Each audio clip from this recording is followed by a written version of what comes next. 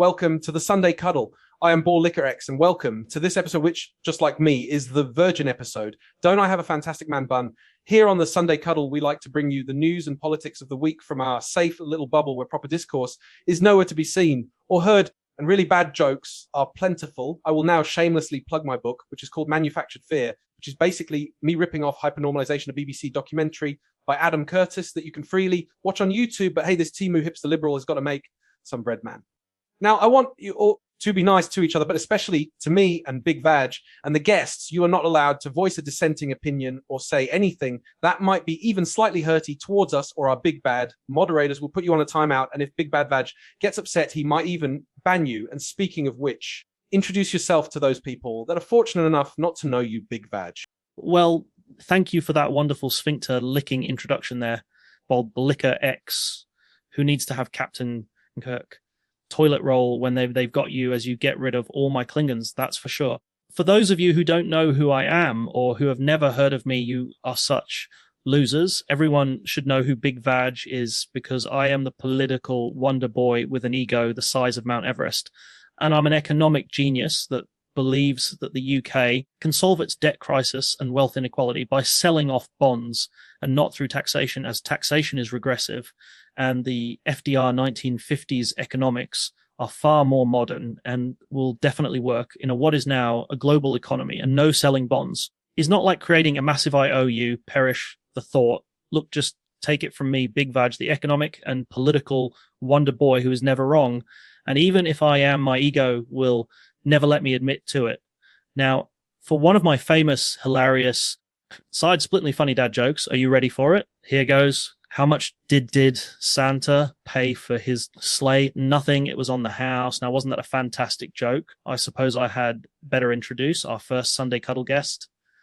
Tell us all about yourself, Phyllis Mooseface, and what you'd like to discuss today. And I will just sit here and be a two-faced little wanker and pretend that I like you. Hello, my name is Phyllis, and I like talking bollocks. I'm the founding member of the Starmer Fanboy Club. I love him so much I want to have his babies, and I would crawl over broken glass just to sniff his shit. Speaking of the godlike creature, that is Starmer. I should be discussing the leaks coming out of number 10 regarding a possible leadership challenge by the man that looks like a Lego man. One too much Brill Cream, very waxy. How much will you give me for the NHS whiz streeting? Now I've been given the displeasure of having to introduce our next guest, who made my old friend and willing bum liquor cock head dumdy cry on our show the shady bunch, so I suppose we should all welcome that horrible creature that resides in number 10, Sir Larry the Cat. Thanks for that glowing introduction there, Phyllis, and tell Cockhead he can always nick some of Kleenex Boy. I love Kamala's tissues, as he has said that he is a friend of both of you, and that is why he moderated on your Load of Bollocks social show even after you came out in support of your beloved Starmer after he withdrew the whip from those 4 Labour MPs for voting against keeping the 2-child benefit cap, and after having done faux anger video just a day earlier decrying child poverty, crocodile tears aplenty. He is a spineless jellyfish that lacks the courage of his own conviction. He's nearly as much of a cunt as you are, Phyllis. Oh, and hello. Do spin us, tell us, if you think that Morgan McSweeney is on his way out, or should we get out the bunting and have a fucking party? Could both he and the love of your life, Starmer, both be looking at taking an early bath? That sadly you will not be able to join in on, Phyllis. Is Morgan McSweeney now finally close to the exit door? If he's not, it might well be that Keir Starmer's going to join him anyway. Team Starmer demonstrated their political naivety yet again by raising the temperature on talk of a leadership challenge. It would seem from reports that this has massively backfired, creating suspicion amongst those who are trying to hold the government together and actually making it more likely that Keir Starmer will not be leading Labour into the next election, maybe not even into the end of next year. Interesting stuff there, Phyllis of the Mooseface. Damn, you're so grey. But what is the scuttlebutt, the goss that you are hearing about all this? Is there any truth in these rumours? Come on, Phyllis, don't leave us in suspenders, even though Bowl Liquor X looks great in them with stockings. He has really shapely legs, but I digress. Come on, Phyllis, spill the tea. Let everyone in on your amazing inside information that is usually just you giving everyone your opinion on what you think might be happening and not based on anything factual. Just Labour spin. Oops, sorry if I broke character there. I didn't mean to, and I'm still a very cuddly chap, honest gov, but I am getting a strong whiff of bullshit. Now, it's always difficult to tell from third-hand information reported in the mainstream media because they ultimately want scandal more than facts. But Starmer may well be on his last legs here if he doesn't finally recognise that he needs some serious political advisors around him. But there was a little hint in PMQs, which I'll come to in a bit. But from what I've been reading over the past 24 hours, if it's even close to being the truth, this is entirely Starmer's fault. All Starmer's fault. You say, Mr. Mooseface, are you turning your back on the love of your life? Has your delusional love of the granny freezing, child starving, disabled crippling, and genocide enabling Starmer ended? Or are you going to spin this story to make him out to be some sort of godlike creature that can do no wrong, and it's always someone else's fault? Your granny froze, blame Labour comms. Your child went to bed hungry, blame Labour comms. Your disabled relative can't afford a wheelchair, blame Labour comms. And Nutty Yahoo just dropped some bombs and killed off a few more innocent people in Gaza. You guessed it, blame Labour comms. I remember Cockhead Dundee spinning the very same tale a little while ago, so what excuse will it be this time, I wonder? There's lots I could discuss here, but let's focus for now on what kicked it all off, what the results were, and how it would not be in any Labour MP's interest to let this get out of hand. Obviously, there's been lots of speculation about Starmer's future in the media. That wasn't necessarily based on anything, though.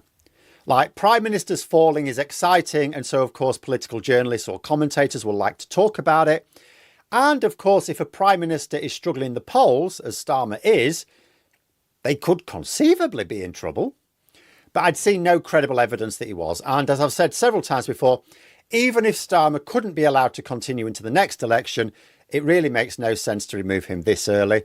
Why not, though, Phyllis? Surely if he is dragging Labour down in the polls, his public approval rating is in the shitter, and he is being rightly blamed for some austerity policies that would have made Margaret Thatcher blush. I don't really know who she was, but my mum told me that she was really crap, which makes me look as though I know what I am talking about.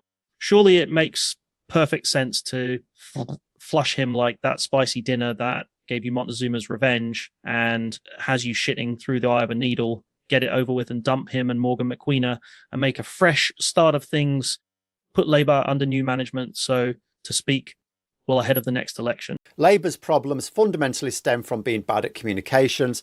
It's not like any potential replacement has demonstrated that they understand the problems any better than Starmer.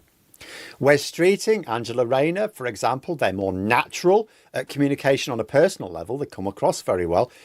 But there's no evidence that either would assemble a good communications team.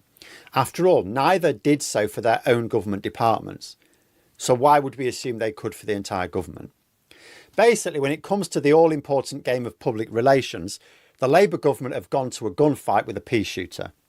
It wouldn't actually be difficult to fix if they would just finally get some experts in. And then this mess might look like early day growing pains. But although I give Starmer credit for not sticking his head in the sand and ignoring the problems, like he's constantly recognising the problems and adjusting things, but he repeatedly fails to apply the right solution, even when he tries. Starmer's team are not even getting the basics right. But what I read yesterday and then today just makes me despair. Fearing a coup, Starmer's allies reportedly went on the attack, even going so far as to make a target of Wes Streeting, accusing him of being on manoeuvres. And there we have it. Yet again, it was all Labour com's fault and had nothing to do with the fact your beloved Starmer is just a really shit leader. You've drunk so much Starmer love juice that you are just blind to the very obvious truth that everyone else can quite easily see. Now, correct me if I'm wrong here, Mr. Mooseface, Your darling boy Starmer did the exact same thing that the papers are accusing Waxy Wes of doing. Did he not do a version of Brutus and stab Corbyn in the back, aided and abetted by the Murdoch media, who were only too happy to help? Now if your darling boy Starmer has not been running the tight ship that you claim he should have been running, then surely it's nobody else's fault. But his after all, he came in with a big brush and swept away virtually all the left-leaning Labour MPs and built the Labour Party in his own image. So come on, Mr. Mooseface, take off those rose-red tinted Starmer Labour glasses and just admit that Starmer is shit and stop sounding like the deformed cheerleaders and blaming everyone and everything else for his massive mistakes. Now, I don't know any MP really well, much less any minister. My observations are from a certain distance, so I have to be aware that my clarity is not going to be perfect. But Streeting has always been absolutely stalwart. His own allies say that, yes, Streeting is making sure he's ready if Starmer does fall, but he won't be the one to plunge the dagger in his back. And I would suggest that Streeting has been one of the most loyal members to Starmer of his entire cabinet, so can certainly believe it. And this created three problems. The first, obviously, is the media can't believe their luck. And now pretty much the top story in the UK today is Keir Starmer being close to the exit door. Bravo. Frankly, Starmer is the one opening that exit door here. This is entirely self-inflicted.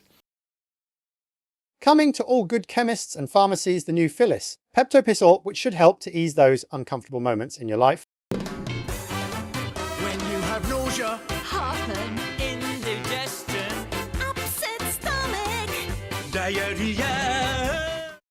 Pick May. Now for a shameless plug. Read my book, Manufactured Fear. It comes with instructions on how to give yourself the perfect man bun like mine. Big cuddles for me as I am a liberal, so you should love me. Now, Mr. Mooseface, you are twisting yourself into a pretzel. They're trying to defend your beloved Starmer, so let me run through the verbal diarrhea that you've just pebble-dashed our screens with. It was Morgan McQueen's fault, then it was Labour Com's fault, and it's self-inflicted. Which one is it, you massive turd juggler? The second is that by attacking allies, Starmer weakens his own defences. Keir Starmer doesn't belong to any political faction. Now, this is good in a way because it means he can, as he keeps claiming, proceed without being shackled by ideology.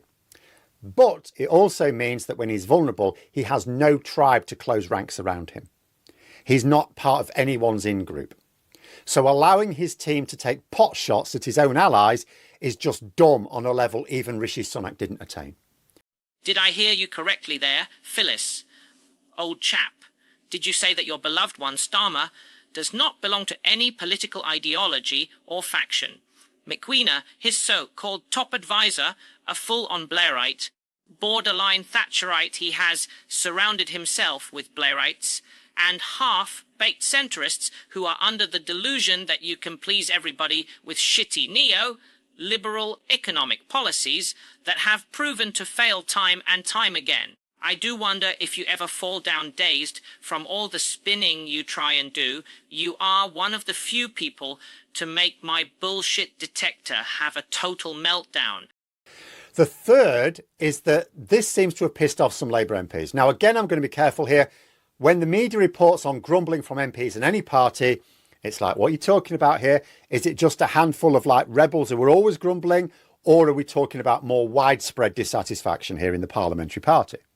I can't say for sure because I'm not going to trust political journalists to be nuanced when there's scandal to sell. However, there are reports of Labour MPs being royally pissed off here because Team Starmer has now made a meal of speculation on his leadership. They're basically saying, look, there was no speculation before. There was speculation in the media. We can't help that. There was no big issue. We weren't talking about it. Wasn't a thing. And now they've made it a thing. 2 days ago, the speculation in the media was just that. Now Starmer's so-called allies have thrown a smoking gun into the arena. It actually makes Starmer's exit more likely. And if it always was likely, more quickly. It meant that the Prime Minister had to be on the defensive at PMQs, more so than usual. Now, I don't know whether this ludicrous exercise was initiated with Starmer's knowledge or not, given he has just been in Brazil, but it doesn't matter. It was done on his behalf. If someone acted out of line, they should be sacked. It would seem the move was an attempt to get Labour MPs to back the PM and tell the grumblers to pipe down, it has done the opposite. And quite right. Being clear, I've said time and again, I don't like Labour MPs airing their dirty laundry in public. Do it behind closed doors. Now, I don't know whether this ludicrous exercise was initiated with Starmer's knowledge or not, given he has just been in Brazil, but it doesn't matter. It was done on his behalf. If someone acted out of line, they should be sacked. It would seem the move was an attempt to get Labour MPs to back the PM and tell the grumblers to pipe down. It has done the opposite. And quite right. Being clear, I've said time and again, I don't like Labour MPs airing their dirty laundry in public. Do it behind closed doors. You need to present a united front to the public. But the same applies to everyone, including the leader, including the leader's advisors. I've seen the phrase bunker mentality thrown around here, and that Starmer's team are in the bunker shooting at the MPs guarding the bunker. Again, I don't know how true that is, but if this is even how it looks to a lot of Labour MPs, Starmer's doomed. You cannot have a strong government if the Prime Minister's holed up, viewing their own MPs as marauding hordes of invaders. If the leadership is vulnerable, what the leader should be doing is not clamming up, but walking out and engaging with those MPs, not retreating into fortress mentality. Fortress mentality does sometimes work in sports because everyone who is going to determine their success and failure is you can keep inside the fortress. It doesn't even depend on the supporters. Yes, it's nicer to have a crowd cheering you rather than jeering you, of course, but it's not that important. And you can work the other way, right? First of all, you'd need all Labour MPs to be inside that fortress, which isn't happening here. The Labour MPs seem to be outside the fortress. Second, political success is not just about delivery, but the perception of delivery. Pardon me, Mr. Mooseface, but you are not living in the same reality as everyone else. What you've just said would make Reagan's head in the Exorcist movie spin so fast that they could generate enough electricity to power a small town with. Did you see what I did there? I made a joke. Damn, I am so funny. What's that? Mummy, did you ask me if I would like my toast cut into soldiers to go with my boiled egg? Yes, please. Can Ball Sorry, Liquor Big X Vag, if I'm come jumping for in dinner out of tomorrow, turn, please, if but I tidy my have room? to address this load of twaddle. I'm not sorry, really. Jesus loves you, but I think you're a cunt. Speaking of delivery, Mr. Mooseface, you have just delivered a big old dollop of word salad there, smothered in your patented bullshit dressing. Starmer's so-called loyalists are all plotting behind his back, and it has probably been going on for a few weeks. And they thought they'd take the opportunity while he was out of the UK to let this leak to the media. There is no bunker mentality going on, just a load of old bunk and Starmer fanboy spin from you. Come on, don't be a dipshit. All your life, Phyllis. Take the day off and face facts. Starmer is toxic, and even those in the party, close to him, want him gone, and Mr. Plastic, fantastic streeting, can't wait to put his slippers under the desk in my home number 10. Oh, please, Mrs. Vag, can I come for tea and a cuddle as you give the best cuddles? I will even help Big Vag clean his room and teach him the Green Cross code so that one day he will go further than the end of his street. But the second possibility is that he thinks the world is against him unfairly and he retreats further into the alleged bunker. If he does that, he's knackered. And so knackered that not only will Labour MPs boot him out at some point, they will be right to do so. You cannot lead from a bunker. However, there are then problems with that. First of all, ousting a Prime Minister and so early is a sign of chaos in the government. You know, it's not even like Starmer has... he hasn't put a sex predator in charge of, like, safeguarding. He's not broken laws. He's not, been swigging wine in Downing Street. You know, he hasn't really done anything that's... It's just seen as not delivering. That's it. He's just seen as not delivering. Not seen as delivering. The only thing Starmer delivered successfully were the love letters that he got Chucky sausage fingers of the Nonce family to write for him so that he could go over to the US and look like Postman Pratt, fluff up Satan Com, Over's tiny orange mushroom. What a fucking sad performance. That was all that blowing of the tiny orange mushroom, and all that he came back with were some worthless tech bro IOUs and Trump's her peas, utterly pathetic. His fortunes are tied to the government's fortunes. So there's absolutely no reason to suppose that if you can get people to recognise what the government are doing, his star will rise again. Like, it's different if you're a year out. If you're a year out from the election and the polls still look shit, then yeah, and actually you then look decisive. But if you do it this far out, it just looks chaotic. Then you got other problems. Starmer did actually assemble a good team of election strategists, and they did show that they understood who their key voters were and who could speak to them. The next leader may not assemble a good team. He's actually assembled a good team of ministers who are achieving a lot. Huge boost to workers' rights, renters' rights, tackling home and energy building projects. Big boost in public spending. He did well getting Trump on side. A good election strategy team. Are you having a laugh? Seriously, a brain donor monkey could have won that election. And Phyllis, old chap, you are deluded if you think that voters were voting Labour because of Mr. Dryer than cardboard. Starmer, after 14 years of austerity, they were just totally pissed off with the Tories. And yes, you might claim that Labour won a massive majority, but it was with less of the vote share than the Tories had won with. So it's a paper thin majority, and Labour would be wiped out if there were a general election tomorrow. His star is rising. You are barking at the moon with that one. He's the most unpopular prime minister since records began. Even dim Lizzie Lettuce scores higher. Mummy, can I have a chalky digestive biscuit with my co when I go to bed? And can you bring it up for me and tuck me in, please? There's no guarantee the next leader will have either the commitment or the ministers to succeed. Like, you can swap a leader out who is bad at communicating but good at delivering for one who comes across better but has no major achievements to parade in a few years' time. And like I say, the ultimate problem is one of communication. I see no evidence that any possible replacement understands the problems themselves. So why would I imagine they'll have a better solution? Individual government departments have their own communications teams. They're all rubbish. Like I say, some possibles come across well in interviews, so they themselves come across well. But they can't carry the whole government. They need to assemble a top team of experts who understand how communications works in 2025, not 1995. And I've seen nothing to suggest any of them do. However, we'll worry about the individual pros and cons of possible replacements if this shit show gets worse. For now, there's a chance that Starmer will lay down the law in number 10, remind his team that they, his ministers and his MPs are on the same side. We will see. Yes, we will see Phyllis Mooseface. And if your beloved Starmer, whose body you love to shine, lasts until the local elections, that will be a miracle. Thank you for coming on this very first and possibly the last episode of the Sunday Cuddle. I wish that you could have brought your loyal cuck, Mr. Dundee, with you, as I could have exchanged felching ideas with him. A big thank you to that very rude creature that resides in number 10, Sir Larry the Cat, who somehow managed to get away with getting a timeout or getting banned by Big Vag. But Big Vag has said that he has upset him, calling him those hurty words, and has said that he will not do another Sunday Cuddle if he comes on again, and he will now run off to his bedroom and suck his thumb. Well, folks, that's the end of this episode. We hope that you enjoyed it, and if you did, then drop a comment below and do us the great honor of liking and subscribing. Remember, folks, that cuddles are not just for Sundays.